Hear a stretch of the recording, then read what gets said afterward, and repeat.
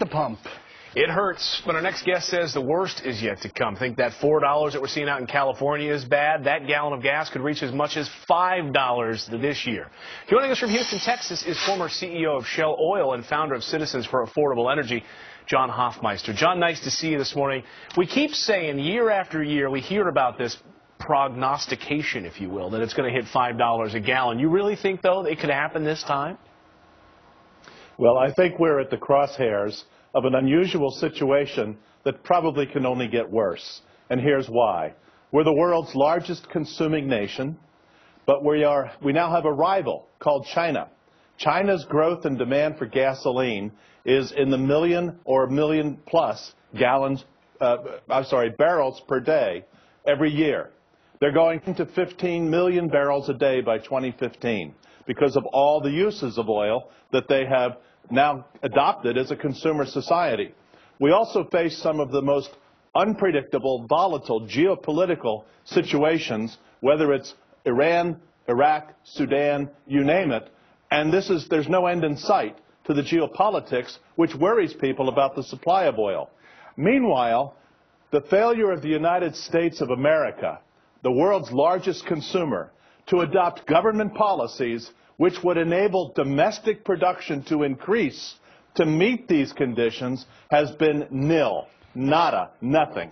And that's very unfortunate for American consumers. So are there then, John, some actions that the Obama administration could take to start lowering that price?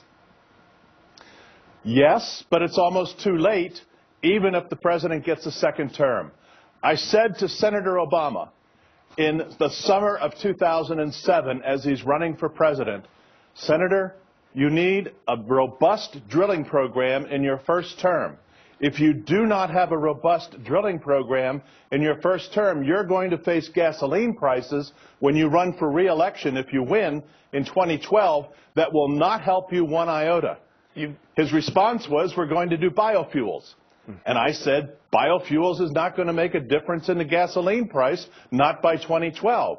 You need a robust drilling program, and what we've seen is anti-drilling coming from the administration, highlighted most particularly by the moratorium in the Gulf of Mexico following the BP disaster.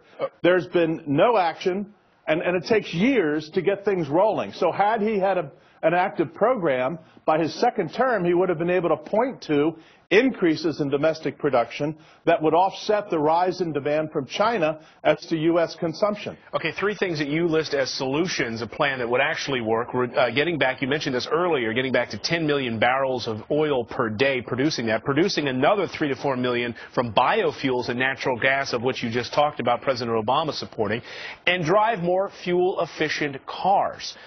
When do you see any of this happening? We saw the sort of failure, I guess you could say, of the Chevy Volt. Does that rise back to buying more SUVs again? Well, I think people love SUVs. But let's be clear. We used to produce 10 million barrels a day in this country. We're down below 7. I suggest let's go back to 10. We know how to do that. We know where the oil is, but the government has to allow the companies to go get that oil. Secondly, we can turn natural gas into methanol that flex fuel engines can use, coupled with ethanol from biofuels. That combination could be very powerful, offsetting OPEC imports. And the fuel-efficient cars I'm talking about are really more fuel-efficient design of vehicles. The Volt is a part of that, perhaps, but more importantly, it's the internal combustion engine and the design of the vehicle, which is already targeted to improve its mileage over the course of this decade. We can continue those practices. The goal here is not to worry about politics in the Middle East.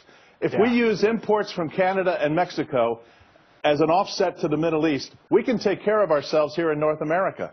Well, he didn't listen as a senator in 07, but perhaps he's watching this morning. John Hofmeister, we appreciate you being with us. Good information. Thanks, John. Thank you. Coming up on the show, he spent a year